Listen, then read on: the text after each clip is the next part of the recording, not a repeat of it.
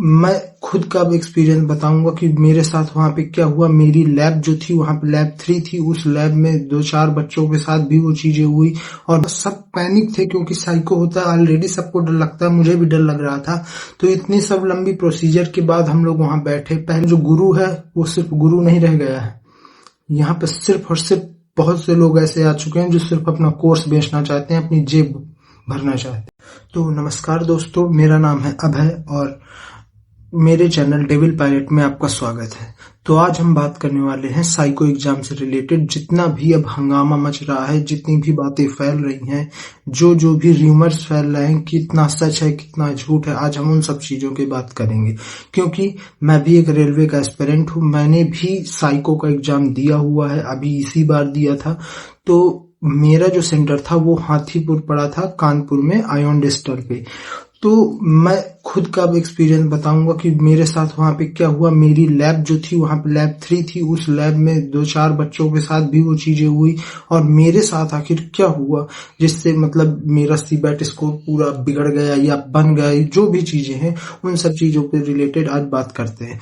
तो सबसे पहली चीज कि देखिए, सब 3 स्टेज में ये एग्जाम जो हो रहे हैं, तो सभी लोगों ने इतनी मेहनत करके 2 स्टेज क्लियर की। तीसरी स्टेज में आने के बाद ये होता है साइको का एग्जाम। साइको के एग्जाम में सिर्फ जो बच्चा होता है वो मेंटली अपने आप को प्रिपेयर करके जाता है, लेकिन इस एग्जाम में क्या हुआ, वहां पे जो बच्चा मेंटली खुद से प्रिपेयर होके गया था, इतना पहले से सब कुछ देख लिया कि माउस सही है, हर चीज सही, हमने सब कुछ चेक किया जितना एक बच्चा अपने आप से कर सकता है।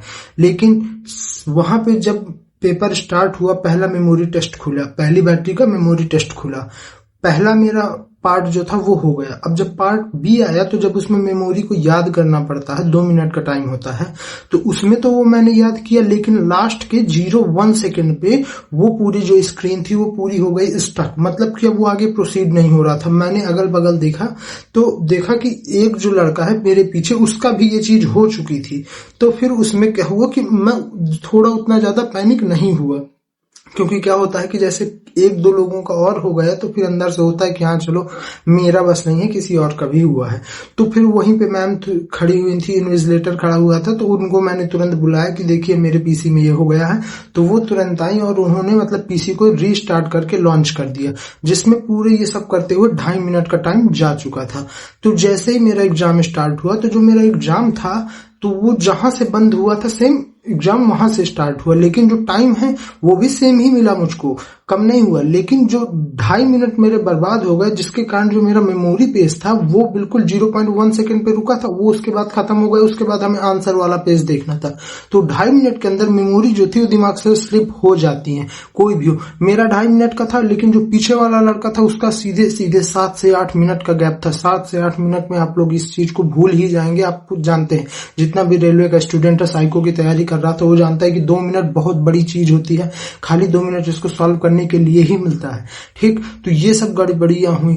फिर उसके बाद क्या हुआ, कई लोगों के, जैसे मैंने देखा, न्यूज देख रहा हूं और मैं भी आपको देखिए इस वीडियो के पीछे लिखा भी दूंगा कि किस तरह बच्चों ने जाके इन सब चीजों का विरोध भी किया, वहां पे सेंटर पे हर चीजों को बताया कि हमारे साथ ये सब हुआ है। कई लोग बोल रहे हैं कि हमारा जो है पीसी है वो शट डाउन हो गया था। पीसी शट डाउन होने के साथ मेरी ही एक मतलब कानपुर में ही एक उसी लैब में एक लड़का था जिसका जो था वाच टेस्ट जो होता है उसमें जो पीसी था वो बंद हो गया था।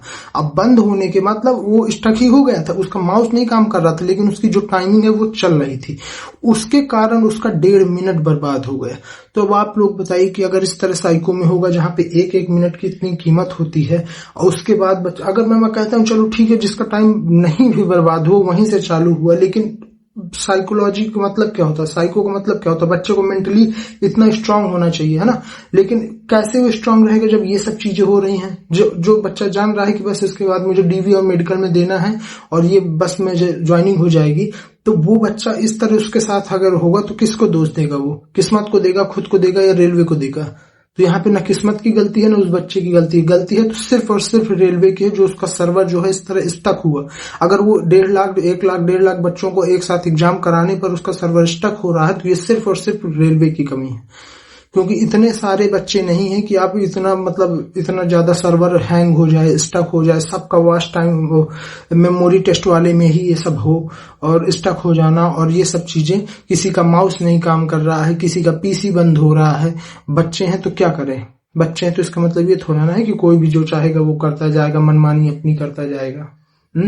अब जिन बच्चों का अच्छा गया एग्जाम, रियलिटी में जिनका अच्छा गया, उनके साथ क्या होगा? उनको फिर से क्या एग्जाम उनको भी देना पड़ेगा।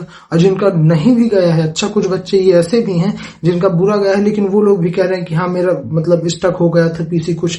तो ये सब चीजों का रेलवे ध्यान दे कि जो कुछ गलतियां होती हैं सच में किन्हीं के साथ गलत हुआ, कुछ लोग उसकी आड़ में लेके गलत चीज को कहेंगे कि नहीं मेरे साथ भी ऐसा हुआ। उनका साइको क्या पता बुरा गया रहा हो लेकिन उनके साथ कुछ भी ना हुआ हो, वो भी कह देंगे हाँ मेरे साथ ऐसा हुआ। तो इसलिए जो रेलवे है वो इन सब चीजों को बहुत ध्यान रखे कि बच्चों के साथ ये सब चीजें ना हो। खासतौर से अगर मैथ रीजनिंग वाले जैसे क्वेश्चन होते हैं CBT 2 में जैसे था, तो वो अगर ऐसा होता तो उस टाइम पे हमको अगर उतना ही टाइम रुक जाता और सेम बात में उतना टाइम मिल जाता तो हम वो सब सॉल्व कर लेते। लेकिन ये साइको यहाँ पे सिर्फ टाइम का खेल होता है।